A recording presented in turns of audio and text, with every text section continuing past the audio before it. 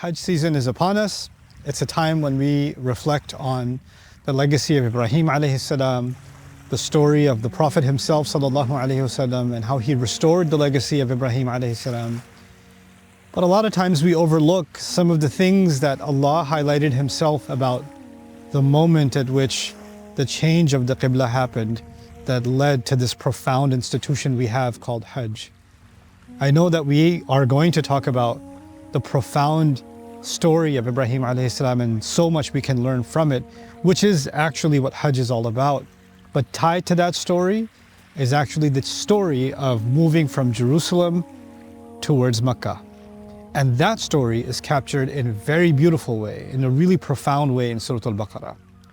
In this series, inshallah, little by little, I'm going to go through the ayat of the transition from Jerusalem to Makkah, and what we might learn lies under the surface of this profound change. Why is it talked about in so much detail?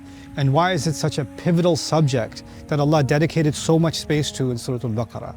And I hope you'll join me for this series and reflect on the spirit behind this amazing, amazing institution that we are celebrating in this season, the Hajj. Join me for it, inshallah ta'ala. I look forward to seeing you there, and I pray that it's of benefit to myself and to all of you. Assalamu alaikum wa rahmatullahi ta'ala wa barakatuh.